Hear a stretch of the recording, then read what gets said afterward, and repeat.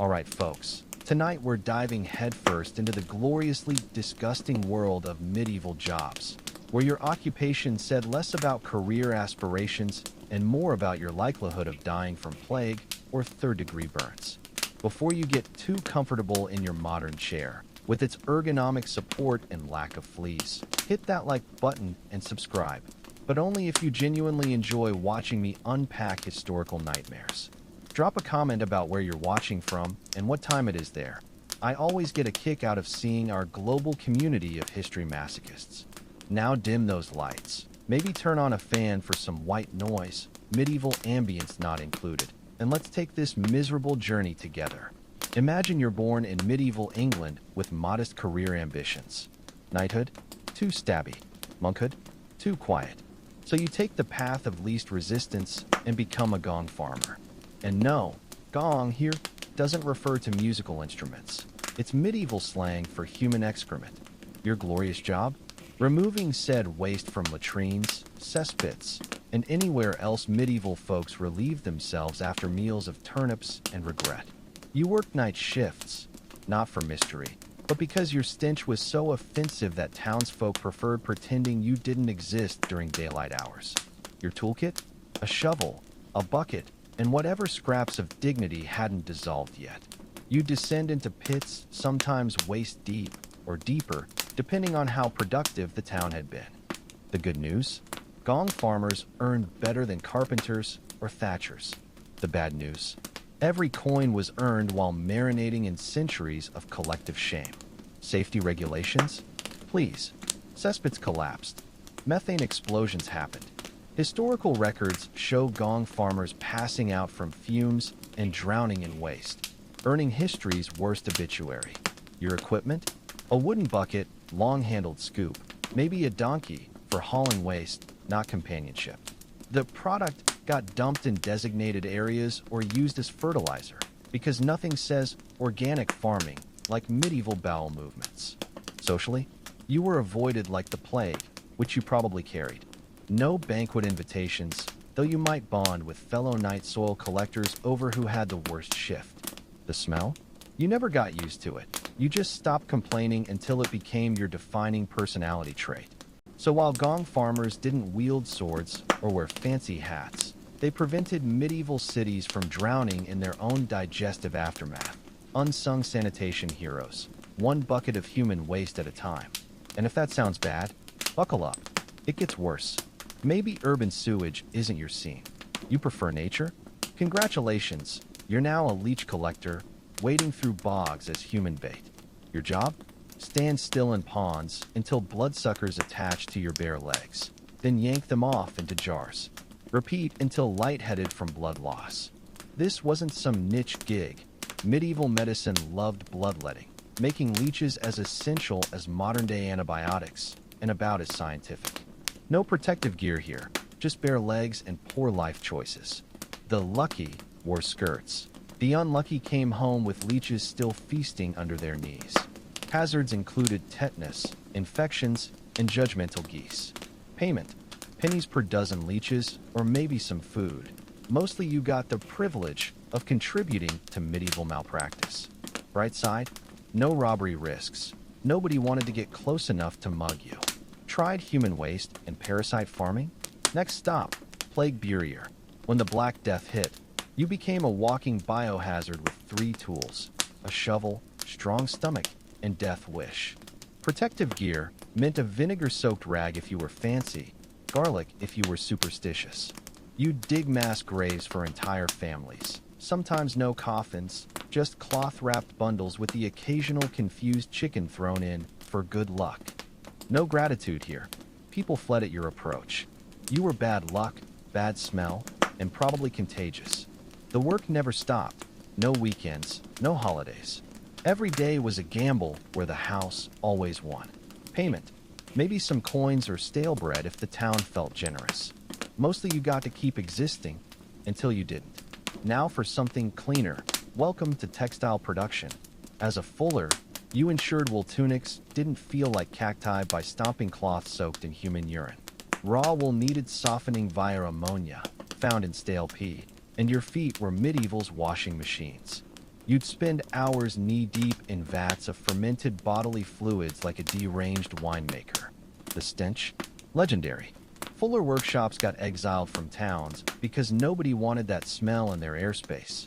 Health risks included trench foot, chemical burns, and mystery rashes. Social standing? You weren't getting invited to feasts unless they needed someone to ruin the appetite. But there was job security. People always needed clothes, and nothing says authentic medieval experience like knowing your tunic was softened in a vat of stranger's pee. Let's say you've had your fill of bodily fluids and want something drier. Congratulations, you've just been promoted to human hamster. Welcome to the thrilling life of a treadwheel operator, the medieval construction worker who powered cathedral building by walking endlessly inside giant wooden wheels. Forget gym memberships. This was the original Stairmaster from hell. Your workplace? A suspended wooden wheel 40 feet in the air, where one misstep meant becoming a human pancake. Your job? Walk. And walk some more. Occasionally pause so someone could shove bread in your mouth, then keep walking. The rhythmic squeaking of the wheel and groaning of ropes became your personal soundtrack, while your knees developed opinions no doctor could diagnose. Safety standards? Non-existent. Axles snapped. Counterweights failed. Entire stone loads came crashing down like your career prospects. Payment. Mostly the privilege of not being crushed today, which in medieval terms counted as decent benefits. Maybe some stew at shift's end, if you still had energy to hold a spoon. But hey, at least you contributed to magnificent cathedrals that would inspire awe for centuries, even if nobody would remember the human hamsters who built them. Tired of being a walking wheel? Maybe you'd prefer something with more action, say, professional rat catcher. Medieval cities had rodent problems that made modern pest control look tame. Your tools? A net, a club, and a dog that may or may not be smarter than you. Your workplace? Dark, cramped spaces where plague-infected rats outnumbered your survival instincts. These weren't cute Disney rats. These were disease-riddled, battle-scarred veterans of medieval urban warfare. Protective gear? Maybe boiled leather gloves that offered the protection of wet paper towels. Payment came per tale, the medieval equivalent of a bounty system that encouraged creative accounting. The job's only perks? Nobody wanted to rob you, and you provided a vital, if disgusting, public service. For those seeking indoor work, how about becoming a whipping boy? This was the ultimate, it's not fair, job. When young nobles misbehaved, you took their lashes. The theory was that princes would feel guilty watching their companions suffer. In practice, some future tyrants probably enjoyed the show with snacks. Your days involved shadowing royal brats through lessons, meals, and swordplay. Part tutor, part scapegoat, full-time punching bag. No career path existed beyond aging out of the position, assuming your spine hadn't permanently curved from repeated beatings. The few who survived sometimes became lifelong friends with their tormentors, because nothing bonds people like shared trauma. Prefer working with elements? Become a lime burner, the medieval equivalent of a walking hazardous materials sign. Your job? Burn limestone in scorching kilns to produce quicklime for mortar and agriculture. Breathing near these kilns was like hugging a volcano while snorting chalk dust.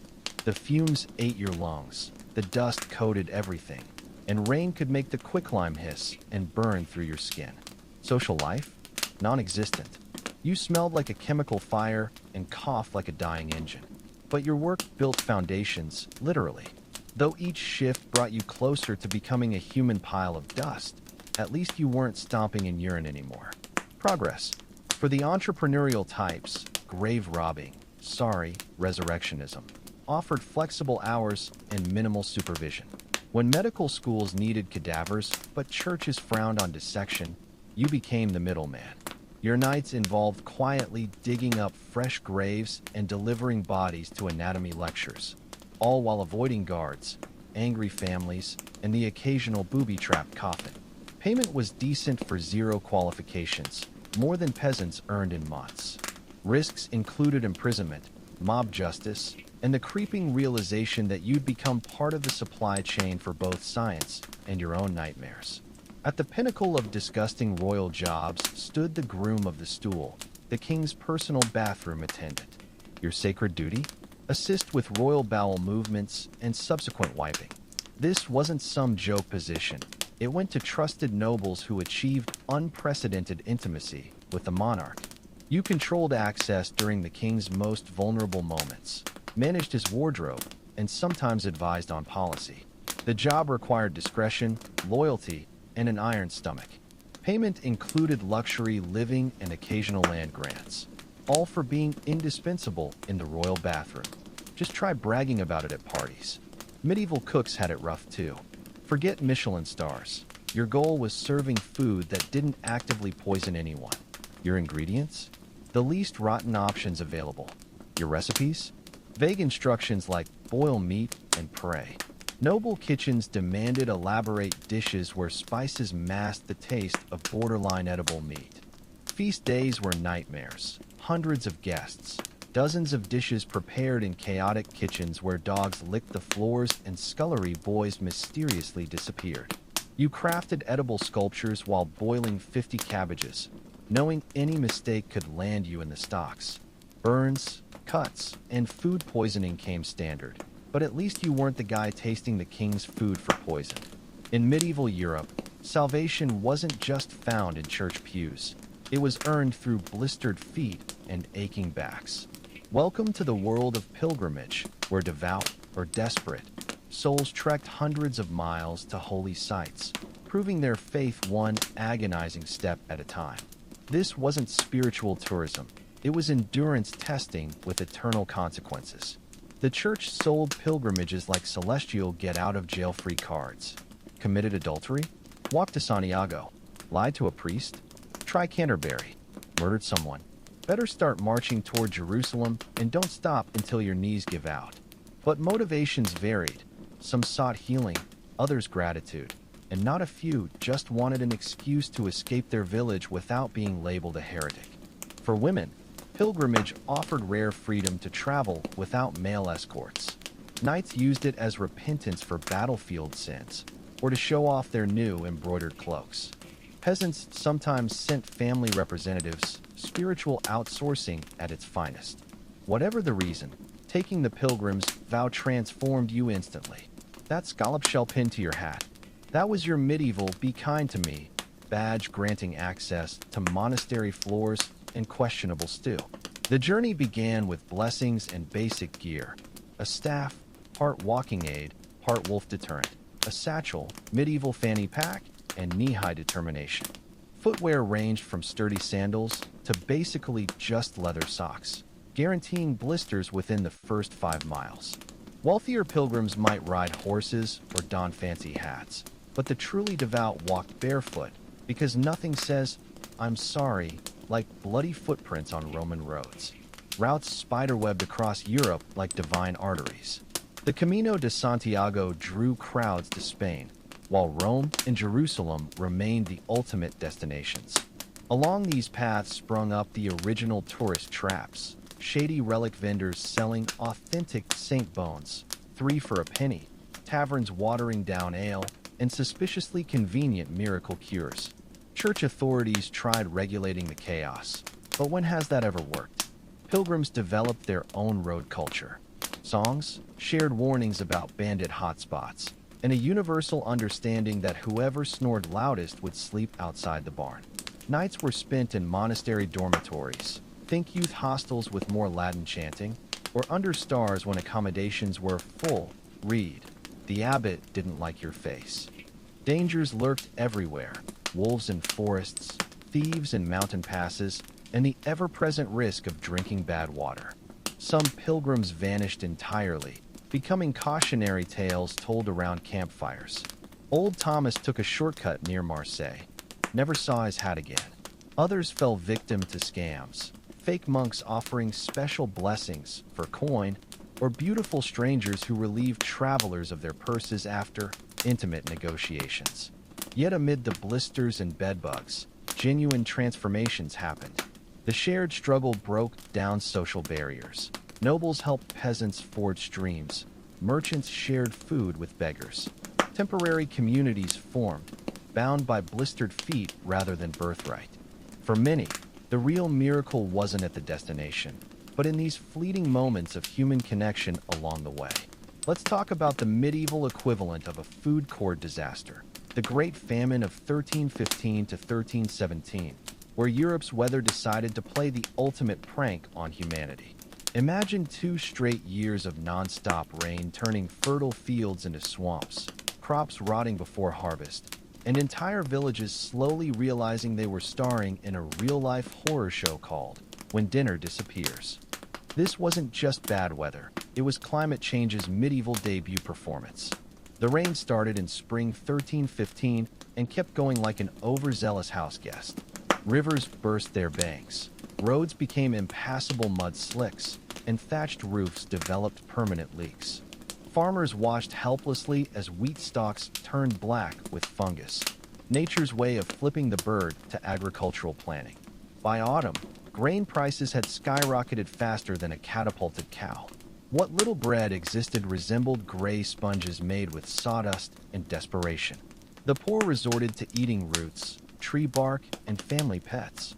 When those ran out, some turned to less conventional protein sources. Contemporary accounts mention strange meats appearing in marketplaces, with sellers avoiding eye contact when asked about ingredients. Social hierarchies collapsed faster than soggy bread. Nobles found their stockpiles mysteriously emptying as starving serfs grew bold. Monasteries became targets for hungry mobs who no longer cared about divine retribution. Law enforcement? Good luck finding a well-fed constable to chase thieves when everyone's surviving on 3 shriveled turnips a day. The famine birthed medieval dystopian scenarios. Parents abandoned children they couldn't feed. Elderly wandered into forests and never returned. Mass graves became community projects. Cannibalism reports surfaced from Ireland to Poland. Sometimes factual, sometimes hysterical rumors that revealed just how thin civilization's veneer had worn. Disease joined the party uninvited in 1316. Malnutrition turned ordinary colds into death sentences. Typhus and dysentery spread through weakened populations like gossip through a nunnery. Funeral processions became daily events, with pallbearers themselves stumbling from hunger. Churches ran out of burial space, resorting to plague pit tactics decades before the Black Death would make them standard procedure. Ironically, the wealthy suffered too, not from starvation, but from existential dread watching their world unravel. Their account books showed crops failing, workers dying, and rebellion simmering. Luxury foods became status symbols. If you could still serve peacock at feasts during the famine, you were basically medieval Elon Musk. The rains finally stopped in 1317, but recovery took years. Fields needed replanting with seed grain that had been eaten. Plows sat rusting because the oxen that pulled them had become last winter's stew.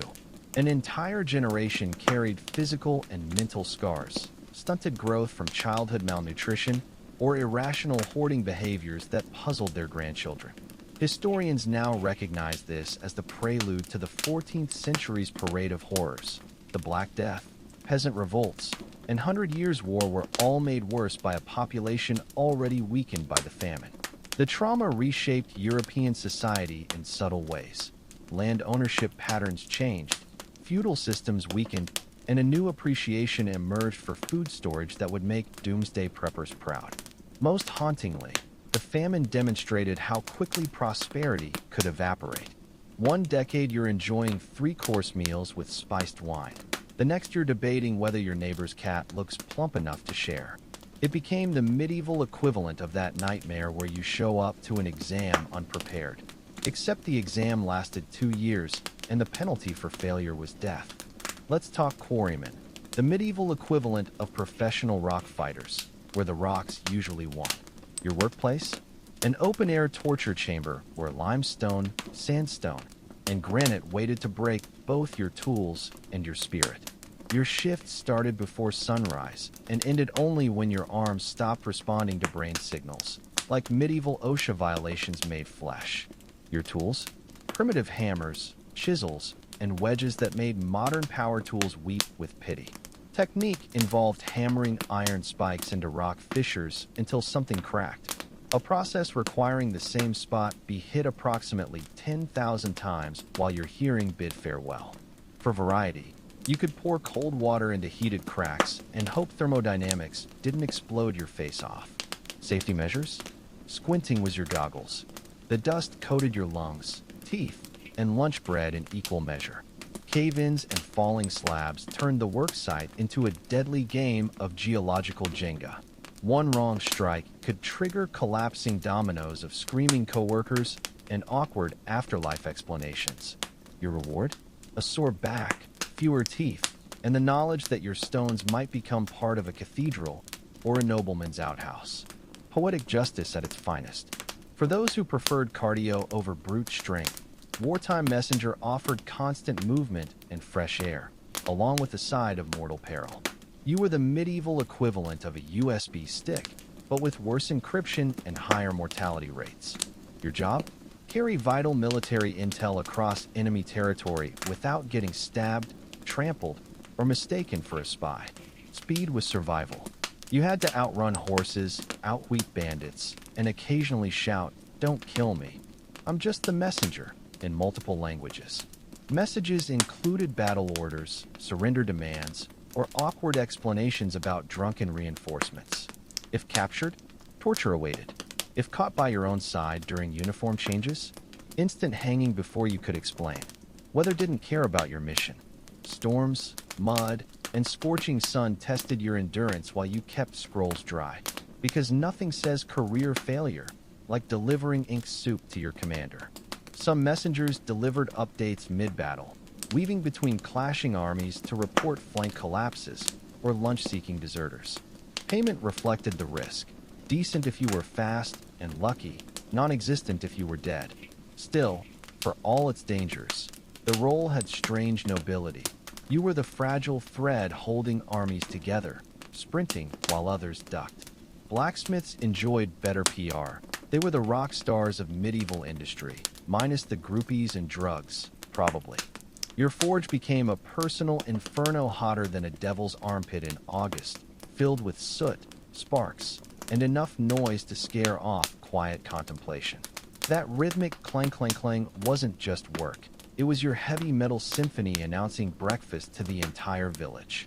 You made everything from horseshoes to swords, nails to armor. Essentially the medieval Walmart of metal goods. Customers arrived with broken everything and wanted fixes yesterday. Mighty blacksmith, my ox threw a shoe. Great hammer wielder, my gate hinge squeaks. The complaints never ended, especially when nobles demanded ceremonial swords that looked deadly but would snap in actual combat. Your body told the story of your trade. Calloused hands, burns in awkward places, one deaf ear, and a dominant arm roughly the size of a tree trunk. Romantic prospects weren't terrible. Muscles and permanent coal eyeliner had some appeal, but small talk suffered when every sentence ended with a coughing fit and spontaneous forge flare-ups. Dangers lurked everywhere. Red-hot metal, flying sparks, cracking iron, and anvils with a grudge against toes. One distracted moment, and your beard became a candle. Working for castles or armies added pressure. Impatient men with weapons didn't appreciate delayed deadlines. Yet despite the burns and hearing loss, blacksmiths held essential status. You were the backbone of medieval tech, shaping tools and trends centuries before influencers existed. Bards had it differently. Wandering storytellers who blended music, gossip, and court jester antics into one unstable career. Imagine being a medieval podcast host nobody requested but couldn't ignore because you were standing in their lord's hall. Your workplace changed nightly. One evening entertaining nobles by candlelight, next night dodging drunk peasants in a tavern while someone yelled, "Play the one where the knight gets eaten." Your material? Songs of battles, doomed lovers, and dragons that were probably just oversized lizards. Anything for coin or crusty bread. The real challenge wasn't remembering lyrics. It was surviving court politics. One wrong word about a lord's receding hairline, and you went from entertainer to execution ballad subject. Memorizing history meant reciting whatever version your current patron preferred. Sir Godfrey won the battle? Sure, if he's buying dinner. Hygiene wasn't your strong suit. You smelled like campfires and bad decisions, with lice and holy boots completing the aesthetic. But you compensated with charm, wit, and an uncanny ability to rhyme sword with bored under pressure. Your true power? Shaping public memory. You spread news faster than town criers, turning events into legends with each retelling. Occasionally you'd strike gold as a court bard, until you rhymed honor with goner and found yourself back on the road. The bard's life promised romance, but delivered exhaustion, itchiness, and total dependence on your ability to improvise couplets when heckled. Now let's set the stage for one of history's most brutal raids, the Viking siege of Paris in 845 AD. This wasn't just another coastal plunder. It was a masterclass in psychological warfare conducted by none other than Ragnar Lothbrok, the rock star of Norse warlords. Picture this: whispers of dragon-proud ships sailing up the Seine, villages falling silent one by one, until finally, the Frankish capital braces for impact. The Seine, Paris' lifeline, became its Achilles heel that spring. Frankish towns along the riverbanks went quiet. No church bells, no chimney smoke, just floating wreckage and blood-stained tides carrying ominous warnings. By the time news reached Paris, the question wasn't if the Northmen would come, but how spectacularly they'd wreck the place. Enter Ragnar's fleet, 120 longships with 5,000 warriors who made today's biker gangs look like choir boys. These weren't the disorganized raiders of bedtime stories. Each ship was a floating war machine, shields lining the sides like a wall of painted death. Behind them stood men braiding their beards with battle lust, some wearing stolen Frankish chainmail, others bare-chested with ash-smeared faces straight out of nightmares. Ragnar didn't sneak toward Paris. He announced his arrival like a diva crashing the Met Gala. Every riverside monastery and village became his opening act. Churches? Torched. Clergy? Slaughtered or enslaved. Soldiers who resisted? Skewered like kebabs and tossed into the Seine for dramatic effect. Ragnar left just enough survivors to spread tales of his ruthlessness. Medieval viral marketing at its most terrifying. Paris in 845 was no fortress. The city clustered on the Isle de la Cite like a frightened turtle, protected by wooden bridges and makeshift walls that might as well have been tissue paper against Viking axes. Its defenders? Local militia, monks holding swords backwards, and nobles more concerned with titles than tactics. In short, Viking buffet. Ragnar played Paris like a fiddle. He divided his forces to surround the island, turning the Seine into his personal moat. No boats in or out. Trade stopped. Food supplies dwindled. Panic spread faster than plague fleas. His men set up campfires encircling the city, sharpening weapons within earshot of the walls. The original psychological warfare playlist. When Paris attempted a counterattack, disaster. Vikings feigned retreat, lured Franks into ambushes, then crucified prisoners along the riverbanks like grotesque billboards advertising their superiority. Inside the walls, famine and disease became silent killers. The people looked to their king, Charles the Bald, who'd conveniently fled to safer quarters. Classy move, Chuck. For weeks, Ragnar's siege became a masterstroke of tension. He didn't need to storm the gates immediately. Why risk casualties when starvation and fear could do the work? His men played dice games by their fires while Parisians ate rats and regret. Churches held non-stop masses that even the priests didn't believe in anymore. The stench of desperation clung to the city like a second skin. Meanwhile, Charles the Bald was having a royal meltdown in his safe space castle. His fractured kingdom couldn't muster reinforcements. Every noble had excuses better crafted than their armor. The treasury? Emptier than a monk's dating prospects. His attempted relief army got slaughtered near the outskirts, their captured soldiers becoming Viking stress relief toys. Finally, swallowing pride like month-old mead, Charles resorted to the ultimate humiliation, the bribe. 7,000 pounds of silver, over 2.5 tons bought Paris freedom. The handoff wasn't ceremonial. It was a transactional parade of chests being loaded onto longships while Franks watched in silent shame. Some legends claim Ragnar had so much silver his ships nearly sank. the original Viking flex. Ragnar's departure wasn't retreat, it was victory lap. His fleet drifted down the Seine past the same scorched villages they'd ravaged weeks earlier, now carrying enough wealth to retire every warrior twice over. Behind them, Paris stood wounded but intact, physically at least. The psychological scars would last generations. The raid's aftermath? Charles's reputation never recovered. The church scrambled to spin this as divine testing.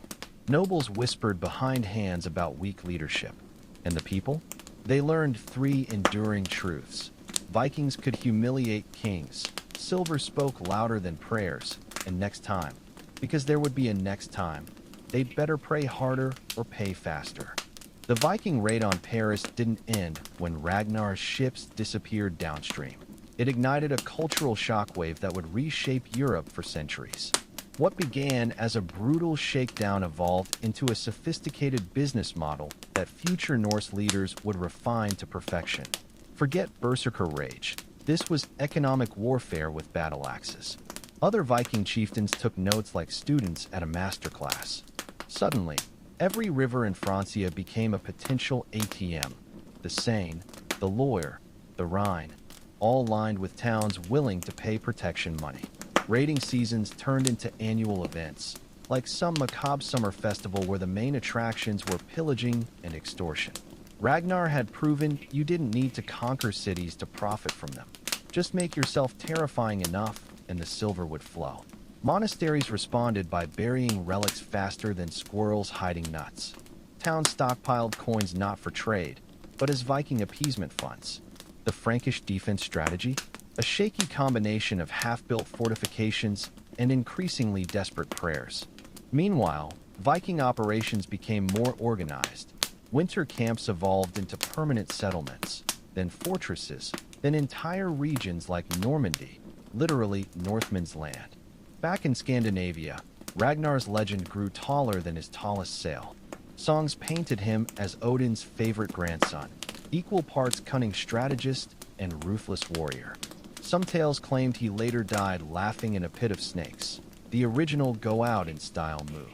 Others said he retired comfortably while his sons, the real-life Viking Avengers, continued his legacy by dismantling England piece by piece. Paris itself became a case study in post-traumatic urban growth.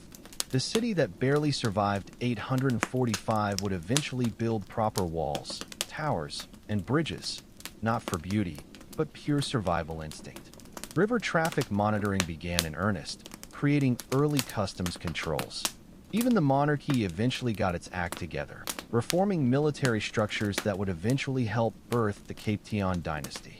But the psychological scars never fully healed. For generations, Parisian parents scared children with Ragnar's name the way others used bogeymen. Merchants scanning the horizon for sales developed nervous twitches. The clergy's sermons about divine protection rang increasingly hollow when everyone remembered how quickly pagan axes had shattered those illusions. Ironically, the terror bred strange cultural exchanges. Viking mercenaries eventually became Frankish bodyguards. Norse settlers in Normandy converted to Christianity while keeping their killer combat skills. The very people who once burned churches would later defend them, for the right price, of course. Even the French language absorbed Old Norse terms, especially for nautical things, because when your boat designing captors say it's called a skip, you don't argue. The siege's legacy lives on in unexpected places. Modern disaster preparedness manuals might as well be quoting 845 Paris. Maintain food stores, secure water access, and for God's sake, don't let your leader flee at the first sign of trouble. The psychological playbook Ragnar perfected, encirclement, resource denial, strategic cruelty, gets studied in military academies alongside Sun Tzu. Most tellingly, the event marked a turning point in how medieval kingdoms dealt with threats. The Franks learned the hard way that ignoring coastal defenses invites disaster. Subsequent rulers invested in proper navies, something Charlemagne had bizarrely neglected despite his empire touching 2 seas. It took Scandinavian entrepreneurs literally sailing up their front door to fix that oversight. Today, when tourists admire Notre Dame or stroll along the Seine, few realize they're walking through a landscape shaped by trauma. That picturesque riverside, Viking ships once parked there. Those ancient stone walls, built because wood proved embarrassingly flammable against Norse fire arrows. Even the French penchant for centralized authority traces partly to nobles realizing fragmented power left everyone vulnerable. Ragnar might chuckle knowing his raid ultimately helped create a stronger France, the geopolitical equivalent of accidentally giving your enemy a vaccine. But the real lesson wasn't about strength, it was about adaptation. The Paris that barely survived 845 would endure worse plagues, sieges, and revolutions by learning one vital truth. Civilization, like a good sword, needs constant reforging to stay sharp. Nothing got medieval hearts racing like the arrival of a tournament proclamation, the equivalent of a Super Bowl invitation crossed with a royal wedding announcement. These wax-sealed scrolls weren't just event details. They were carefully crafted ego triggers designed to make every knight within 100 miles foam at the mouth for glory. The hosting nobles played psychological games with these invitations. Some specified only knights of pure bloodline to stir aristocratic rivalry.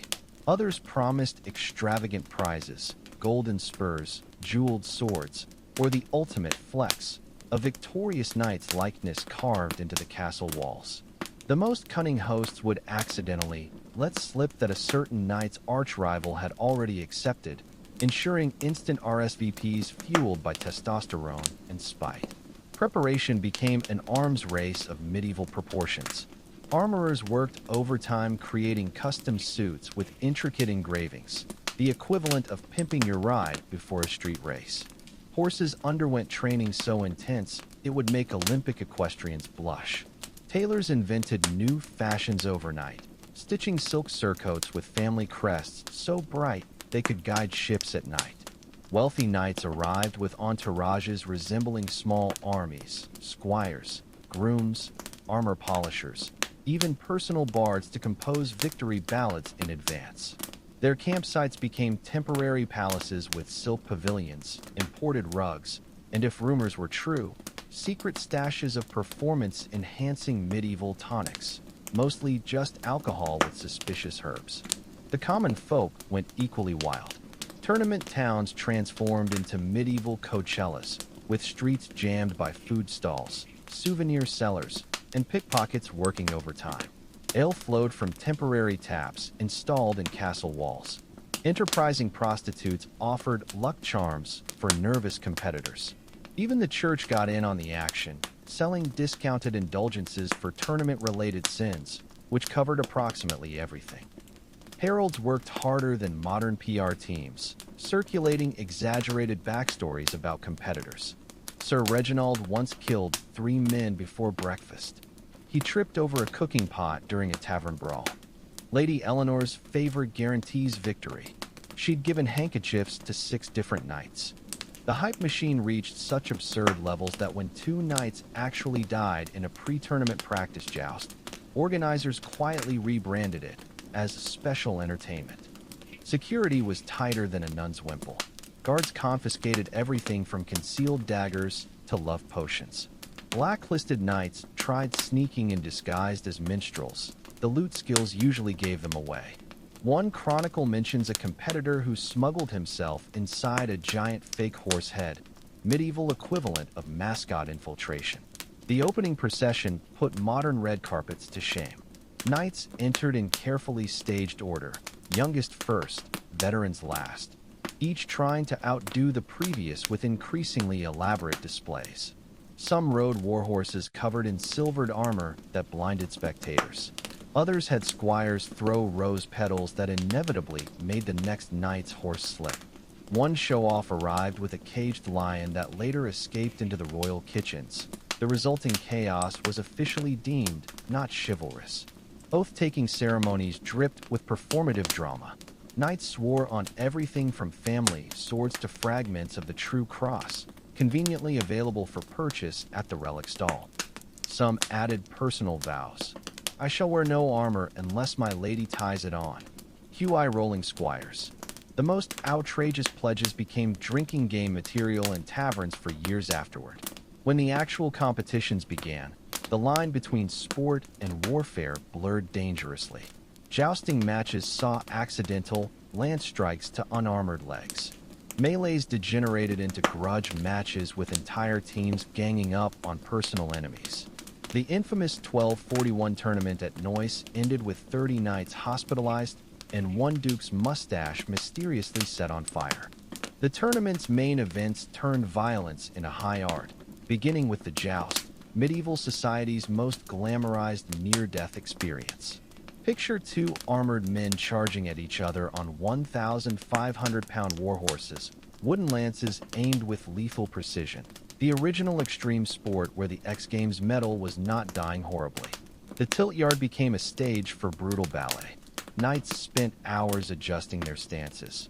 Left foot slightly forward, torso tilted just so, because a fraction of misalignment could send you spinning into the dirt like a failed acrobat.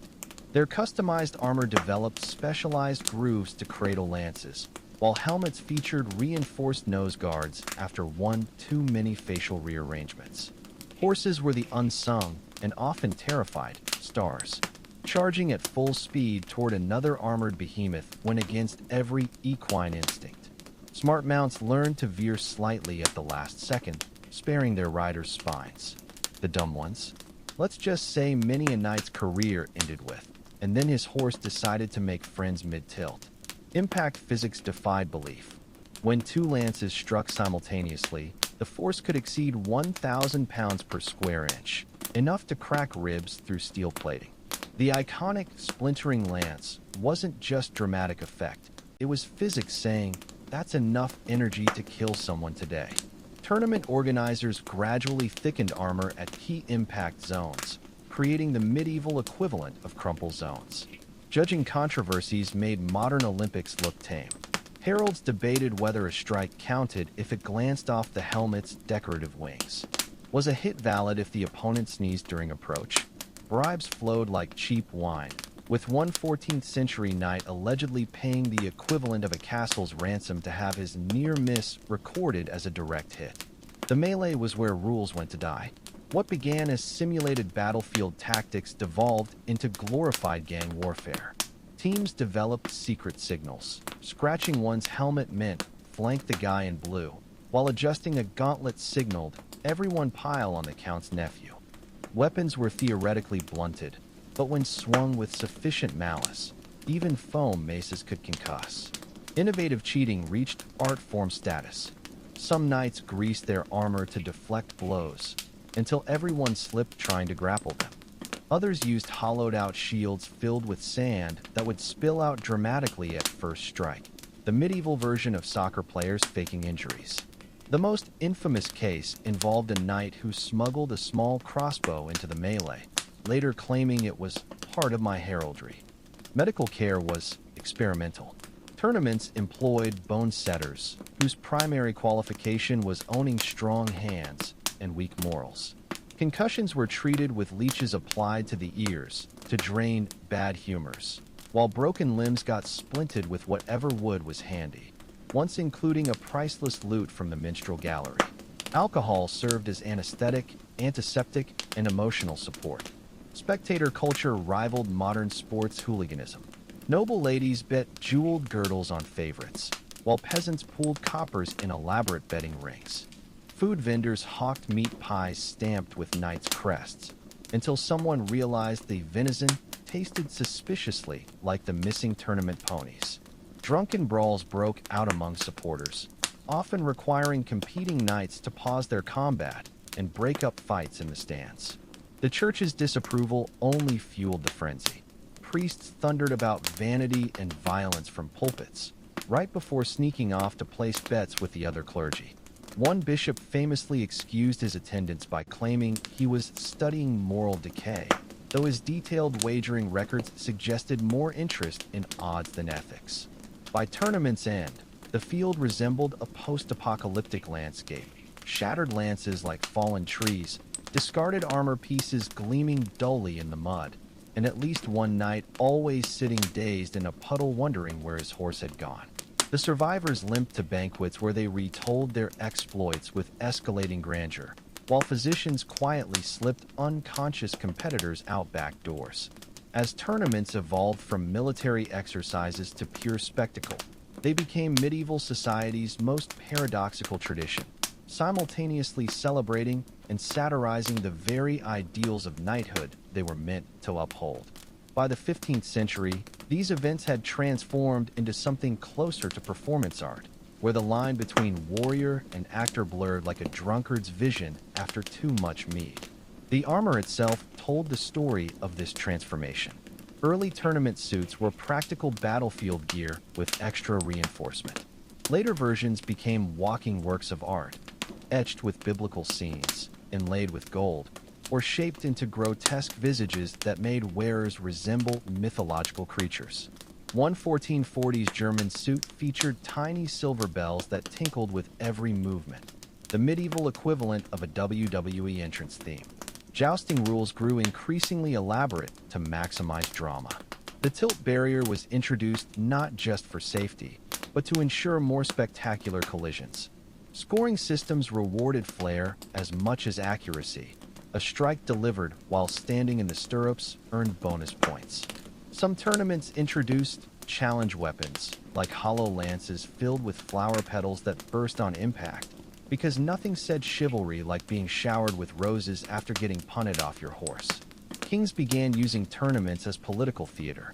Henry VIII of England staged events where he played the mysterious Sir Loyalheart, competing incognito until dramatically revealing himself, a stunt that would make modern politicians cringe at its cheesiness.